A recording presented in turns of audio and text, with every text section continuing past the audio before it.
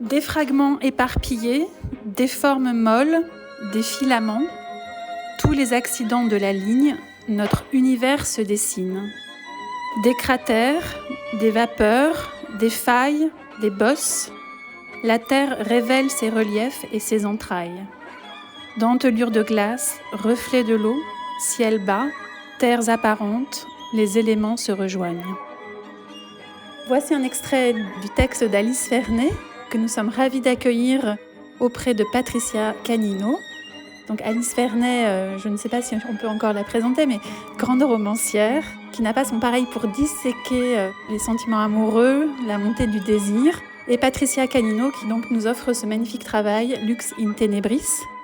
Et donc cette conversation va parler de l'imaginaire dans la fiction, l'imaginaire dans la photographie. Et nous avons eu la chance d'écouter Patricia il y a quelques jours avec Lydia Kamitsis qui nous disait que le hors-champ crée de l'imaginaire. Donc on va voir aussi avec Alice comment cet imaginaire se crée, comment il se transforme en mots. Et pour commencer, je vais poser une première question à Patricia. Comment t'est venue, Patricia, l'idée de faire appel à l'écriture d'Alice pour un des textes de Lux in Tenebris? Alors, l'idée m'est venue parce que j'aime le travail d'Alice. J'ai lu beaucoup de ses romans. Et en fait, j'ai pensé à elle parce que la première collaboration que nous avons eue par intermédiaire a été l'élégance des veuves, où en fait l'éditeur Hubert Nissen, ayant vu mon portfolio et mon travail à Arles, tombe en extase devant cette image en disant « J'attends cette image depuis 2 ans. Je l'ai, maintenant je peux sortir le livre ». Je ne connaissais pas Alice Vernet, donc évidemment je me suis empressée de lire, et comme j'ai adoré, j'ai continué à en lire d'autres. Et je trouvais que c'était une très belle réciprocité, compte tenu que j'ai fait une image pour son texte, c'était joli qu'elle écrive des mots pour mes images. Voilà, et donc j'ai pris contact avec elle, et nous nous sommes enfin rencontrés, parce qu'on s'était jusque-là pas rencontrés. Et donc ça a été à la fois une première rencontre humaine, et puis ensuite, je ne savais pas si elle allait dire oui, et puis elle a dit oui. Et voilà, c'est comme ça que ça a démarré. Moi, j'ai tout de suite su à qui j'avais affaire déjà, parce qu'en plus, je me rappelais très bien que l'extase devant la photographie m'avait plutôt semblé un extase devant Patricia Canino. Donc c'était amusant. Et puis ensuite également parce que pendant le temps que j'ai mis pour écrire un livre sur une sorte d'hommage à Paul Watson, le fondateur de Sea Shepherd, j'avais passé beaucoup de temps à regarder à la fois des cartes et des images et des documentaires sur les pôles, hein, et donc tout de suite il y avait une résonance et aussi une logique. Voilà. Par rapport à ces images, l'imaginaire, pour moi, c'est d'abord effectivement le hors-champ par rapport à un cadrage qui fait qu'on imagine ce qu'il y a autour, mais c'est aussi la façon dont le travail en noir et blanc a été tissé, j'ai envie de dire, comme une toile, et qui fait que l'objet commence à se transformer, à se métamorphoser, et il devient un objet de mon monde à moi que j'offre au monde. Et donc ça passe forcément par mon imaginaire. Et donc les images que je donne à voir là, ce sont des images intérieures, ce sont des paysages intérieurs, ce sont des icebergs intérieurs. Et donc c'est pour ça que j'avais envie que des mots soient dits, puisque en faisant ce travail-là, moi j'étais dans l'indicible et j'ai eu envie que quelqu'un comme Alice puisse mettre des mots. Moi je suis toujours frappée. Alors je me suis plus intéressée au cinéma qu'à la photographie. Encore que j'ai une histoire que je raconte souvent, je me souviens très bien d'avoir lu il y a plus de 20 ans le livre de Willy Ronis qui s'appelle Ce jour-là, je crois. Et je m'étais dit, il part, je pense souvent à lui attendant des clichés, cette espèce d'image de l'attente, du hasard, qui me fait aussi penser à Kafka qui dit « j'attends comme un bœuf », parce que moi souvent je me dis écrire c'est attendre, mais c'est beaucoup plus, en tout cas chez moi, beaucoup plus musical que visuel. J'attends d'entendre la voix du texte. Mais en tout cas, j'aime bien cette idée de l'attente, du hasard, d'une espèce de façon d'être aux aguets, mais dans la forme dans laquelle on travaille. Ça me fait penser à ce que disait Deleuze sur une idée, c'est déjà une idée prise dans une forme. Donc si on veut faire des films, on pense en film. Et en lisant Willy Rollin, je me disais, moi j'attends des sujets, j'attends des histoires, je suis aux aguets de ça comme il est aux aguets de ses photos. Mais ensuite, je me suis plus intéressée à la relation entre le cinéma et la littérature, à ce que le cinéma peut faire que la littérature ne peut pas faire et à ce que la littérature fait que le cinéma peut pas faire. Et ça a fini par me faire avoir une idée de la littérature comme vraiment art de l'intériorité. J'ai même fait cet exercice de prendre un film et d'en faire un livre en écrivant tout ce que les personnages pensent quand ils parlent et que dans le film on peut pas savoir. Et j'ai même récemment une lectrice qui m'a dit « Ah mais c'est drôle parce que j'ai regardé le film et je me disais tout le temps mais c'est pas possible, il manque des choses. » Bah oui, il manquait tout ce que les personnages pensaient. Bon, vous parlez du hors-champ, moi j'ai pas de culture photographique donc je pense pas au hors-champ. Et du coup je me dis souvent c'est par l'image que je regarde que j'ai découvert le pouvoir de la littérature de taire. C'est-à-dire, je me suis dit finalement, toute la subjectivité, toute la personnalité de l'auteur, elle est dans ce dont il choisit de parler, pas seulement dans la manière dont il en parle, parce que justement, il peut pas parler de tout. Et il y a des choses qu'un romancier peut soit éluder, d'ailleurs inconsciemment même, soit décider de taire, alors que si on filmait la scène, ça serait voire impossible. Par exemple, des gens, ils sont très bourgeois, ils vivent dans un univers cossu. Le romancier, il peut le taire complètement, éventuellement en parler un tout petit peu, mais ensuite c'est invisible. Alors que si vous les filmez, c'est constamment à l'écran. Finalement, il y a une invisibilité possible dans la littérature qui m'intéresse beaucoup. Sans parler évidemment même d'ellipses, c'est pas ça, c'est qu'on ne peut pas tout décrire. Alors que effectivement dans l'image, il y a une saturation d'informations. Et moi, ce que j'aime beaucoup dans votre écriture, c'est cette façon dont vous avez une acuité extraordinaire à nous faire ressentir la fluidité des glissements des émotions entre elles. Comme si c'était des pierres qui coulaient les unes sur les autres, des sentiments qui sont contigus, qui arrivent à devenir autres, des rapports entre les hommes et les femmes, le désir d'enfant, le non-désir, la non-sexualité, enfin tous ces sujets qui sont notamment traités dans votre dernier livre, L'intimité. Et justement, je trouve que c'est de la littérature et en même temps, il y a une sorte d'analyse de l'intérieur tellement fine. C'est comme si en fait on avait un microscope et on rentrait dans les cellules des sentiments, comme si on allait au plus petit, infiniment petit, et vous arrivez à y aller, en sortir, y replonger. Et ça, pour moi, c'est vraiment ce que vous faites à merveille. C'est tant mieux, c'est gentil de me dire ça. Il y a un écrivain de l'intime que j'aime beaucoup, Lionel Duroy, qui dit « J'écris à la loupe ». En plus, lui, c'est au sens propre, puisqu'en plus, il écrit beaucoup avec des photographies comme support de mémoire. Ça sera intéressant que vous disiez, vous, la photo, par rapport à ça, qu'est-ce qu'elle est? Mais moi, je vois beaucoup l'écriture comme une chance de corriger quelque chose qui est la difficulté de se comprendre dans la vie où on parle, c'est très rapide, on n'est pas toujours au bon endroit, il peut y avoir des gens autour. Alors on s'explique et l'autre, au bout d'un moment, on voit bien qu'il comprend pas parce qu'il y a une espèce j'aime pas le mot incommunicabilité, mais on n'a pas assez de temps sans doute. Et je vois vraiment l'écriture comme la chance de prendre le temps de se mettre à la place de l'autre. Donc l'auteur lui-même finalement fait un effort pour comprendre quelque chose qu'il n'a pas forcément vécu.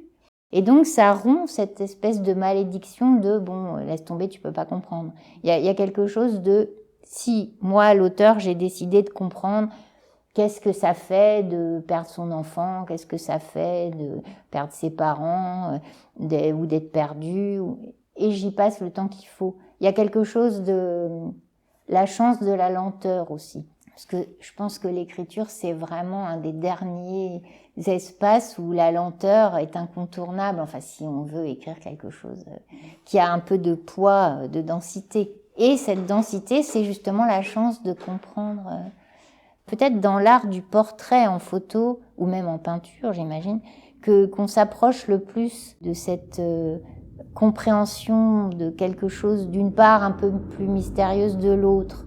On communique d'âme à âme, en fait. C'est-à-dire qu'on communique dans un espace qui n'est pas dans le verbe, qui est sous le verbe. Et donc le regard qui est le miroir de l'âme. C'est-à-dire qu'effectivement, être devant quelqu'un et saisir son regard, non pas son regard sur le monde, mais son regard intérieur qu'il nous donne à voir grâce à son regard. Et c'est pour ça que j'aime beaucoup ça dans le portrait. Et c'est pour ça que dans le portrait, je fais des très longs temps de pause, parce que les longs temps de pause permettent de saisir une partie de temps de quelqu'un. Un battement d'œil, on est au 125e de seconde, et donc dès qu'on est en deçà du clignement d'œil, on voit comme un être humain ne voit pas. Donc on commence à entrer dans un autre espace. Exactement comme ce travail-là, on ne voit pas. Parce qu'il y a une dame l'autre jour qui me dit « Mais j'étais au coin, j'ai pas vu ça ». J'ai dit « Mais c'est normal, vous pouvez pas le voir, puisque c'est un monde qui est créé par un regard ». Et je trouve que c'est ça qui est très beau dans les relations humaines, c'est que l'imaginaire prend une place tellement importante. Avant de rencontrer quelqu'un, on l'imagine. Avant d'aimer quelqu'un, on l'imagine. L'imaginaire a une sorte de place quasiment prépondérante avant de vivre quelque chose. Et quand vous faites ce long temps de pause, est-ce que vous parlez avec la personne? Non. Non. Ma formation est cinématographique, et quand je suis passée à l'image fixe, dans l'image fixe, elle contient forcément tout ce que j'ai sédimenté du cinéma et de l'art du mouvement, et donc c'est vrai que je n'ai pas les techniques photographiques habituelles et je ne me comporte pas comme un photographe habituel. Donc oui, je m'appelle photographe parce que dès qu'on fait de l'image fixe, ça s'appelle comme ça. Mais je me sens photographe dans le sens où j'écris avec de la lumière, ça oui. C'est le sens propre du mot photographie. C'est vrai que faire le portrait de quelqu'un, c'est en même temps aussi faire son autoportrait, parce qu'on ne choisit pas n'importe qui, on est en relation avec lui. Enfin, c'est un art tellement particulier. Mais c'est ça le plus intéressant. Eh oui.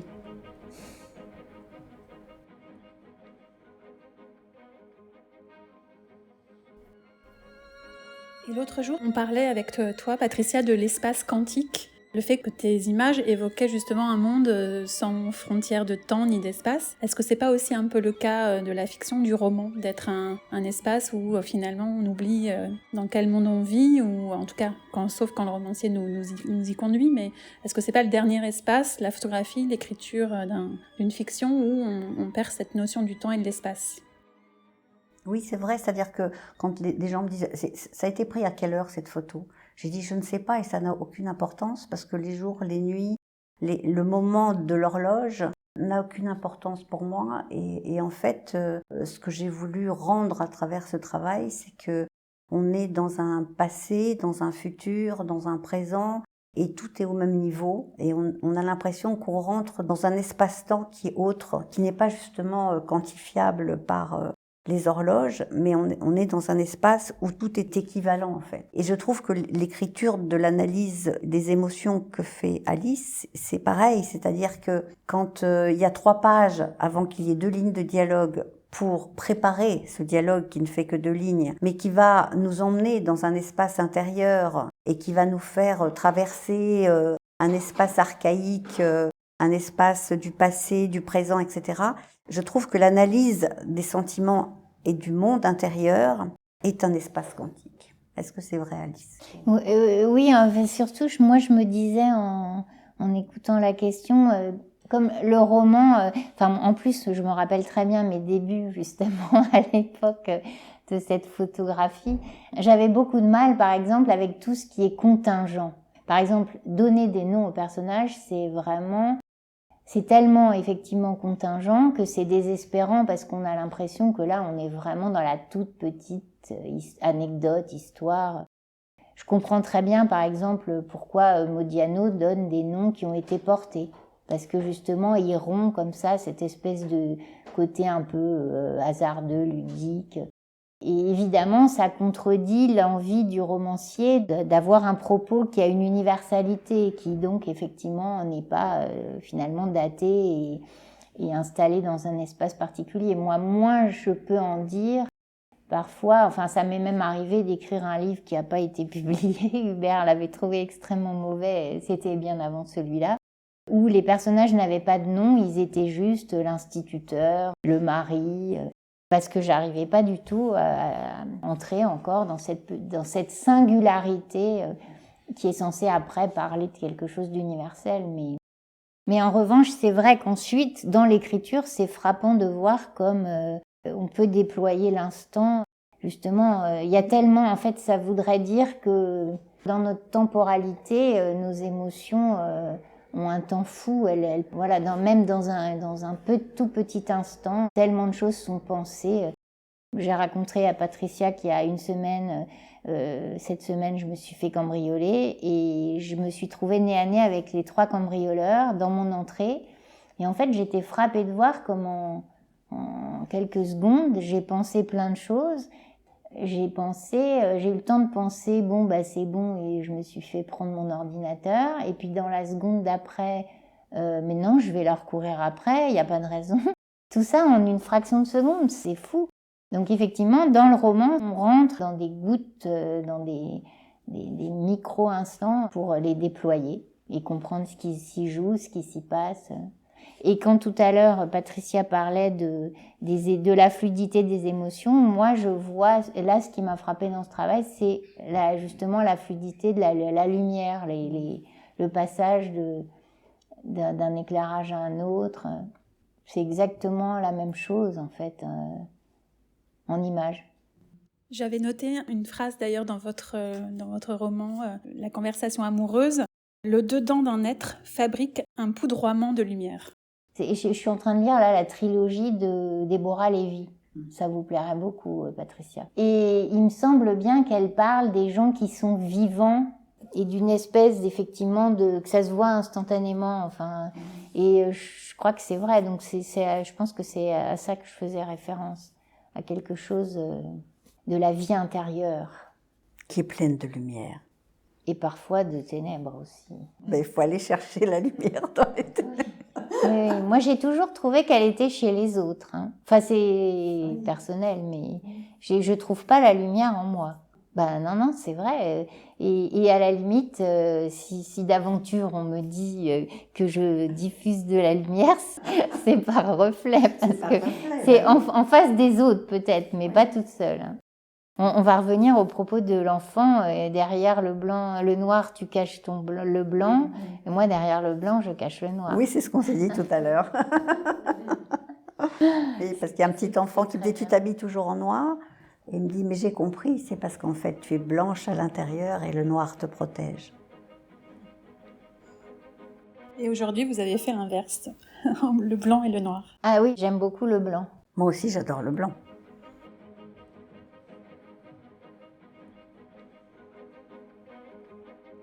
Et alors, je voulais savoir, au moment de faire le coffret et l'articulation du texte et des images, Patricia nous a demandé expressément de trouver un moyen que le texte soit comme une image. Oui, parce que le texte, c'est aussi de l'image, exactement comme le son, c'est de l'image, puisque ça fait appel à l'imaginaire. C'est-à-dire qu'un texte, c'est la musique des mots, certes, mais dans la musique des mots, eh bien, il y a des images et donc on entre dans la fabrique d'images à travers un texte. Et pour moi, c'est pour ça que j'ai voulu imprimer cela sur un calque, parce que pour moi, le calque sur lequel est imprimé le texte, c'est une superposition de l'image du texte à l'image qui est celle des glaciers. Donc c'était vraiment les deux, une superposition de ces deux images, sauf que la matière organique du texte, ce sont des mots, et l'autre, ce sont des écritures de lumière, de volume et de forme. Mais j'aime beaucoup que les deux images se superposent parce que elles dialoguent du coup entre elles. C'est deux images qui se rencontrent. Et puis on oublie toujours que de toute façon, moi je dis souvent ça à mes élèves en écriture, on n'écrit jamais un livre, on écrit un texte. Parce que le livre, comme Hubert l'avait si bien compris, c'est l'objet qui porte le texte. Mais le texte et le livre, c'est pas exactement la même chose. Et bien entendu, la manière dont le texte est imprimé, tout ce qui l'accompagne modifie évidemment la lecture qu'on en fait. C'est difficile à comprendre, c'est un peu comme, je sais pas si un contenant modifie la saveur d'un vin. Il y a peut-être des experts, mais ça me fait cet effet. C'est pour ça d'ailleurs que lire un manuscrit et reconnaître un chef-d'œuvre dans un manuscrit est bien plus difficile que de lire un livre. Et que le métier d'éditeur a bien cette fonction. Donc là, les auteurs des textes sont très contents de les voir imprimés de cette manière, c'est sûr. Et est-ce que vous, Alice, vous voyez des images au moment d'être dans l'acte d'écriture ? Mais je me suis posé la question justement au moment du passage d'un livre au cinéma. Comment dire, je vois forcément des images, mais j'entends aussi beaucoup des choses, enfin j'entends les personnages, mais d'une certaine manière c'est presque total dans le sens où je pense que écrire c'est vraiment revivre ce qu'on n'a pas vécu, et revivre c'est complet, donc il faut voir où c'est, savoir ce que les gens pensent et ce qu'on entend. Donc moi c'est parfois une expérience totale, c'est-à-dire par exemple, beaucoup de gens croient que l'inspiration, voire peut-être même que l'inspiration c'est un mythe, ou en tout cas que l'inspiration c'est ce qui va vous amener au travail. Or moi, je crois profondément à l'inspiration maintenant, mais comme ce qu'on pourrait appeler un état mental paranormal, qui est un peu peut-être celui que connaissent les gens qui pratiquent la méditation. Bon, personnellement, j'en ai jamais fait, mais l'écriture est une méditation sur un certain objet. Mais il y a un moment où vous passez dans la scène que vous êtes quand ça marche bien, quand vous avez suffisamment travaillé et même attendu, vous êtes dans la scène que vous écrivez et vous la vivez en fait. C'est-à-dire moi, ça m'arrive vraiment d'entendre mes personnages parler, mais c'est pas tout le temps. L'inspiration, en ce sens-là, c'est justement cette espèce de quête d'arriver à revivre pour écrire la scène. Mais donc, j'ai des images, bien sûr, et j'ai aussi des voix. Et puis, on parlait tout à l'heure de la lenteur, c'est-à-dire que les choses n'arrivent pas comme ça dans un flux continu. Au contraire, c'est discontinu. Et je pense qu'il faut se mettre aussi dans un état que j'appelle une sorte d'état de grâce.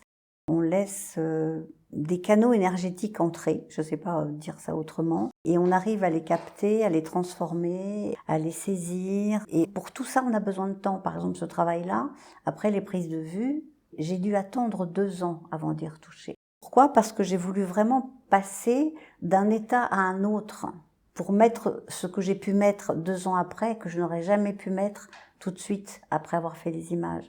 Donc il y a ce temps de maturation, de rêverie. Donc je pensais aussi, comme vous, par rapport à des scènes, à des choses. Mais donc j'étais dans l'imaginaire, et il y a eu un moment où tout d'un coup ça a été « oui, maintenant je suis prête et j'y vais ». Comme quand vous dites « bon, maintenant je me mets à ma table de travail ». Parce qu'il y a eu une sédimentation d'images, de sons, de rêveries, d'états de conscience modifiés en fait. On se met dans un état de conscience modifié, on reçoit des choses qu'on ne recevrait pas si on était dans un état de conscience normal. Et si on est sensible à ça, alors ça monte, ça gonfle, ça s'étire. Non, c'est un peu ça. Il faudrait écrire l'histoire de ça, parce que c'est très mystérieux. C'est pas juste un cliché. Voilà. Donc, Et je pensais qu'il y avait justement la même chose quand vous écrivez, c'est-à-dire c'est pas des jets continus, c'est des états où vous avez imaginé des choses, vous les écrivez pas tout de suite. Comment vous procédez ? Vous n'écrivez pas tout de suite ce que vous imaginez, vous laissez un temps de gestation ou pas ? Le livre, la différence, je pense, c'est encore plus long, c'est-à-dire qu'effectivement, il faut vivre 2 ou 3 ans avec son histoire. Donc moi, et c'était d'ailleurs, je me souviens qu'Hubert Nissen m'avait dit, si on commence vite, on s'arrête vite. Il faut pas se précipiter, voilà. Mais donc moi, j'attends. J'ai souvent une idée de livre quand je suis en train de finir celui d'avant, et donc je sais pas, pendant 6 mois, je pense. Je me documente beaucoup. Quand j'ai un sujet, j'adore lire ce que les autres écrivains ont fait sur ce sujet. Donc, en général, je lis beaucoup, et puis je note des idées, j'ai des blocs-notes, et puis je note. Et à un moment, en fait, ça c'est aussi, chaque écrivain, chaque romancier est différent. Moi, je commence toujours par la première scène, la première ligne. Donc, j'attends de savoir où sera la porte, par où je vais rentrer dans l'histoire. Et tant que je sais pas ça, je commence pas. Je prends que des notes éparses. Et ça, bon, à la fois c'est donné, hein, vous vous souvenez de la belle histoire de Virginia Woolf, qui est au parc et qui entend Mrs. Dalloway se dit qu'elle s'occuperait elle-même des fleurs. Bon, là, voilà. Mais ça, moi, je comprends très très bien. Donc souvent, moi, j'attends la première phrase. Et ensuite, je pense que quand j'ai la première phrase, je tire le fil, en fait. Après, je m'arrête plus jamais. D'ailleurs, j'ai lu récemment un livre que j'ai trouvé très intéressant qui s'appelle « Le chaos ne produit pas de chef-d'œuvre », qui est écrit par une jeune romancière. Elle a eu beaucoup de succès avec un livre que j'ai pas lu, qui s'appelait « Liv Maria ». Julia Carninon, ça vous dit quelque chose? C'était publié à l'Iconoclaste. Et donc là, en fait, elle publie sa thèse de doctorat. C'est publié au PUF, d'ailleurs. C'était très intéressant. Son sujet, c'était qu'est-ce que c'est le travail d'écriture. Et elle s'était dit, comme apparemment elle est spécialisée en littérature anglo-saxonne, elle voulait travailler à partir des romanciers américains. Et elle a commencé à chercher des sources. Puis en fait, petit à petit, elle s'est aperçue que c'était pas possible parce que les romanciers mentaient. En gros, ils racontent tous des coups. Et d'ailleurs, et là, en fait, dans le livre, j'ai beaucoup ri parce qu'elle a dit, il y a 2 images mythiques de l'écrivain. Alors, il y a l'image, il est la nuit dans son bureau avec un verre de whisky sous une petite lampe et il gratte, ce qui en fait est complètement ridicule parce que si on grattait comme ça tout le temps, on écrirait beaucoup de livres. Hein. Alors, c'est par exemple dans La promesse de l'aube, le film, c'est ça, hein, il gratte. Ou alors, il y a la version, il est avachi dans un fauteuil, il jette des boulettes dans la corbeille en buvant du whisky. Bon, là, c'est quand ça marche pas. Et en fait, évidemment, c'est tout autre chose. C'est drôle. Et dans le livre, justement, elle étudie les mensonges de Hemingway, Faulkner et Steinbeck. Et c'est vraiment très, très bien. Il y a plein de manières d'écrire des livres, mais il y a beaucoup d'attentes, c'est vrai. C'est une espèce de rêverie active. Mais il faut quand même se tenir. Il y a quand même ce texte. Parce que justement, là, ce qui me frappe, c'est chaque art, ses outils. Donc, c'est vrai qu'en travaillant sur des images, je n'ai jamais de mots. Je suis en deçà des mots. C'est-à-dire, en fait, je suis comme un enfant qui joue. J'ai mes mains qui font ça, et quand je le fais, j'ai pas de mots. Et c'est parce que j'ai vécu longtemps sans mots que j'ai eu envie de mots. Mais c'est vrai que je suis pas dans les mots. Ouais. Alors, Alice a dit aussi, la contemplation est peut-être le premier langage du désir. C'est clair qu'on contemple ce qu'on désire, mais est-ce qu'on désire ce qu'on contemple? Enfin, c'est la dialectique entre les deux qui devient intéressante. Ça me fait vraiment penser à la phrase de Flaubert, il suffit de regarder une chose longtemps pour la trouver intéressante. Quelle est la dynamique? Quelle est l'origine? Le désir, c'est du mouvement, alors que la contemplation, déjà, c'est passif. Donc déjà, on passe d'un état à un autre. Le désir, c'est la locomotive. Non, mais dans la contemplation, il peut y avoir quelque chose de volontaire, d'insistant. Là, on entre dans le temps, dans la durée, en fait. Le verbe contempler contient une connotation de durée beaucoup plus que le verbe regarder. Ou apercevoir, c'est très rapide, regarder, c'est un peu plus attentif, et contempler, c'est vraiment... En fait, contempler, c'est aussi tomber en amour avec ce qu'on regarde. Et il y a encore plus de volonté, entre voir, regarder, contempler, il y a encore plus de volonté et d'attention. C'est comme une insistance du regard. Il y a une insistance et il y a une durée, oui. Oui, on entre dans la durée, en fait. Dans la contemplation, il y a quand même un hommage aussi. Hein, on ne va pas contempler une crotte de chien. Ça pourrait, hein, mais...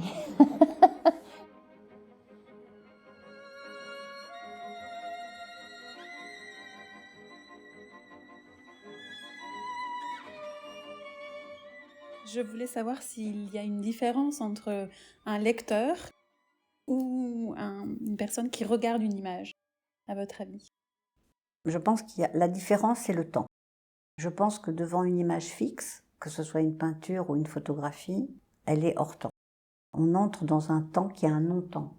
Alors que quand on écrit, on entre dans le récit de quelqu'un. Et le récit, c'est une organisation du temps. On se plonge dans le récit de celui qui a écrit. Pour moi, c'est ça la différence, non?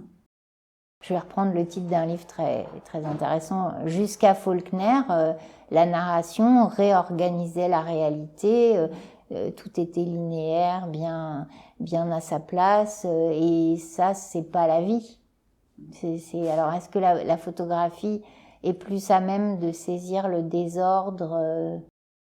Oui, puis encore une fois, on ne peut pas dire la littérature parce qu'il y a plusieurs littératures et quand on dit de la photographie, il n'y en a pas qu'une. Donc mon travail pour moi, c'est ça la photographie, mais il y a d'autres façons de faire de la photographie et qui ne peuvent pas forcément correspondre à ce que je dis là maintenant. Ce que je dis là, c'est par le travail que je fais, c'est-à-dire un travail qui est en dehors du temps. Alors qu'en fait, je pense qu'il y a beaucoup de photographes qui aiment prendre l'instant. Donc c'est tout à fait différent. Mais c'est vrai que la simultanéité, c'est très difficile à écrire. Un photographe qui va photographier une foule, il va photographier tous ces gens en même temps. Et imaginez qu'il faille les décrire dans une scène romanesque. Ça ne sera pas tous en même temps, ça sera l'un après l'autre. Il y aura quand même quelque chose de fastidieux. Donc oui, il y a une difficulté dans la littérature qui est la linéarité, la juxtaposition et la difficulté en effet de restituer ensemble. Et aujourd'hui, je pense qu'il y a un immense romancier qui a vraiment inventé quelque chose par rapport à ça, c'est le portugais António Lobo Antunes, qui crée un texte que beaucoup de gens vont trouver incompréhensible, mais qui arrive dans la même page à faire entendre une conversation et en même temps toutes les voix du dedans, tous les souvenirs réveillés, donc des instants du passé qui reviennent. Il met tout à égalité sur la page et ce qui est extraordinaire, c'est que la page est extrêmement incompréhensible, mais que le lecteur, s'il va au bout du livre, pourra relire cette page après avoir eu toute l'histoire et il la comprendra entièrement. Il a donc réussi à restituer quelque chose d'une simultanéité qui serait d'ailleurs finalement une simultanéité qui est aussi celle dont nous parle la psychanalyse, c'est-à-dire à tout moment du temps, nous sommes tous ceux que nous avons été. Nous sommes la somme de toutes nos expériences, de toutes nos émotions. Pour moi, l'écrivain, il doit travailler avec ça et voilà quelqu'un qui a créé un outil, mais pas un outil parce que le refaire, c'est pas possible, je sais même pas comment il fait. Mais de fait, si vous le lisez, vous comprendrez, c'est stupéfiant. C'est un peu comme le cinéma de Lynch, qui se déplie et qui a sa propre vie au fur et à mesure du temps de la narration. Oui, et ça me fait penser que peut-être le prix à payer, enfin, c'est pas le prix à payer, c'est la chose à accepter, c'est ne pas tout comprendre à chaque moment. Alors que beaucoup de gens, il n'y a qu'à penser d'ailleurs, beaucoup de lecteurs, une phrase trop longue, ils vont dire que c'est déjà trop long. Donc, bon, là, évidemment. Donc, on va pas forcément vers ça, mais oui, accepter qu'à un moment, on ne comprend pas. Parce que chez Lynch, c'est bien ça, dans son cinéma, par moment, on ne comprend pas. Oui, on comprend qu'à la minute 90, ce qu'on a vu au troisième plan. Et je pense que l'univers humain est fait de plis, en fait. Et en fait, un écrivain, c'est l'art du déploiement de l'intériorité et que les plis se superposent, se déplacent. Et j'aime bien l'idée des plis dans le monde de l'inconscient. Parce qu'un pli peut en cacher un autre, il suffit juste de l'écarter, on va aller à l'intérieur. Et c'est un peu ce que vous faites, Alice, quand vous écrivez, vous déplissez le monde.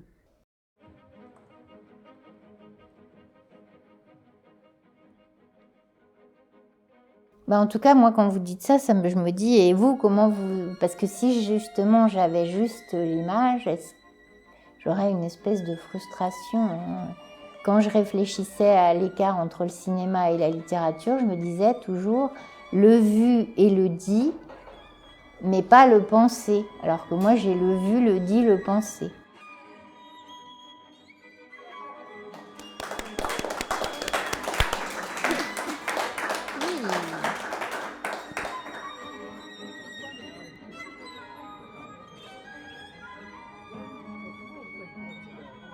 Que je suis pas sérieuse. Moi non plus. Sinon, il... Bon, d'accord, très bien. Donnez-moi le mot de code.